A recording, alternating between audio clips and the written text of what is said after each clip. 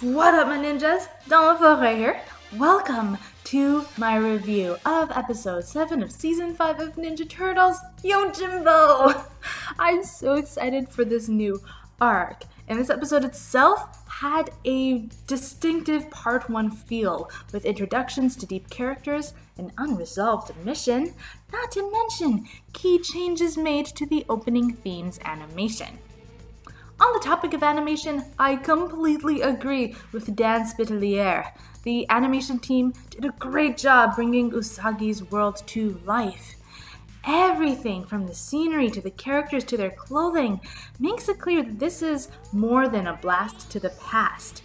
One might say it's a whole new world. Stan Sakai's artistry in Usagi's memories as well was a real treat. What a way to tip a hat to the origins of a Ninja Turtle staple. Shout out to Mega Man NG for that one. Now, for those who don't know of Stan Sakai, he is the creator of the character Usagi Miyamoto and the Usagi Yojimbo comics. Everything about this episode is a nod to his work. There are a couple of differences, such as no Lord Noriyuki or Tomoe. There seem to be similar characters though in Quintero and Akemi respectively. Goes to show that the 2012 show is putting its own subtle spin on things. My favorite treat though of this whole episode is that Sakai himself wrote it. I had high expectations for a deep plot and Sakai delivered. I already mentioned his complex new character steeped in comic book lore. But that's on top of the steady plot with pieces of an intricate puzzle surrounding Quintero and Jay's plans for him. This episode was rather dark as well. If you were expecting some lightheartedness, sorry to disappoint. Not only did major events happen in literal darkness, but as Mega Man NG mentioned, death was prevalent in this episode from the beginning with the senseless murder of an innocent family. Let's move on to the action. Overall, it was really cool. Like, take the opening battle. In my opinion, it's the most profound because 1, it's intense enough to engage viewers out of the gate without Ninja Turtles. 2, it set the stage for Usagi's enmity against Jay. And 3, I appreciated that it showcased Jay's invulnerability and power without sacrificing Usagi's skill. The rabbit, honestly, he was quite innovative with his sword. The turtles had their moments to shine as well, but I can't say that their skills didn't suffer against, one might say, better opponents. Let's not forget the most dynamic action piece of the episode, the forest action scene.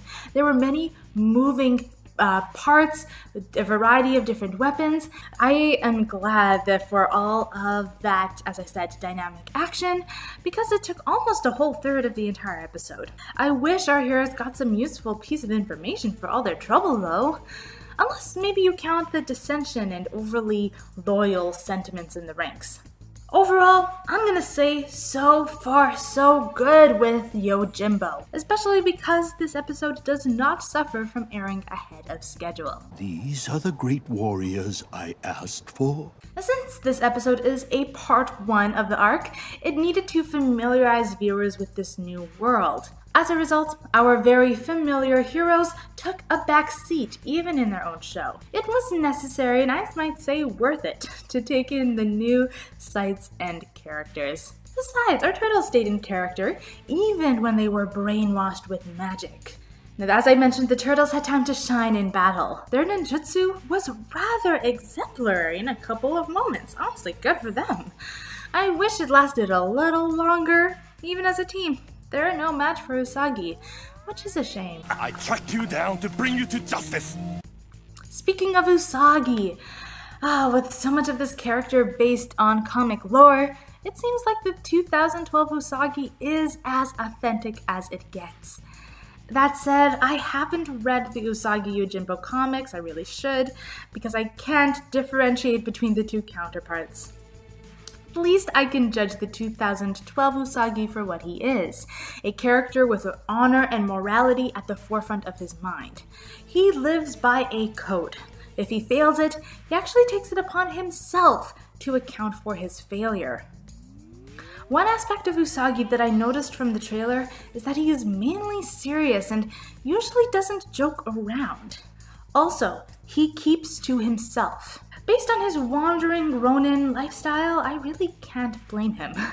Fortunately, he still works well in a group, as long as he's surrounded by competent warriors, that is. Now, the opening battle, as I already mentioned, introduced us to Usagi's and Jay's dynamic enmity. They are both powerful, but neither has quite enough skill to take the other down. It seems like they have their own reasons to best each other as well.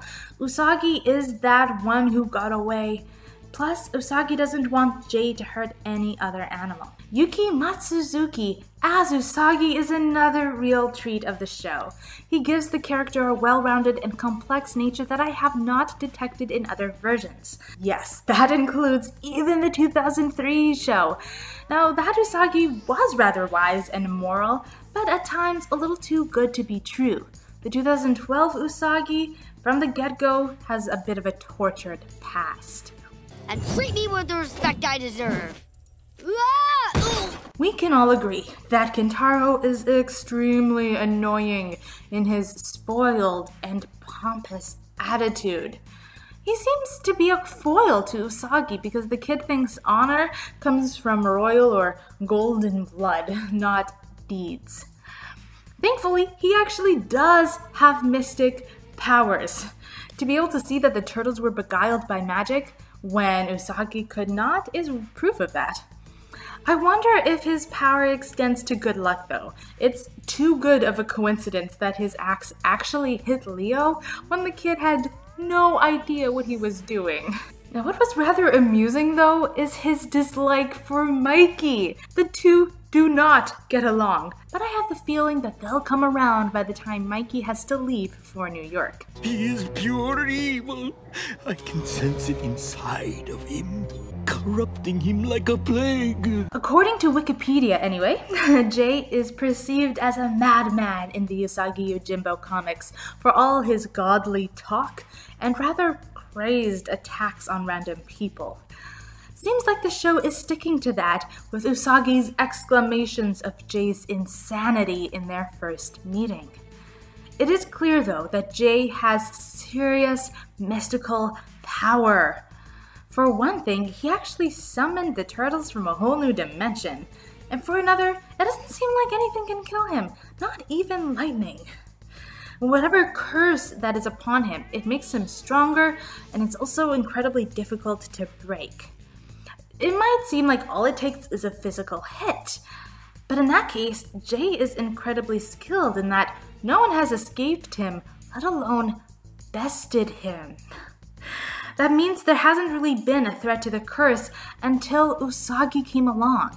He is the closest warrior who has come to actually beating the curse out of Jay. Literally. That might explain why he's so wary of Usagi, but doesn't actually want to engage the samurai himself.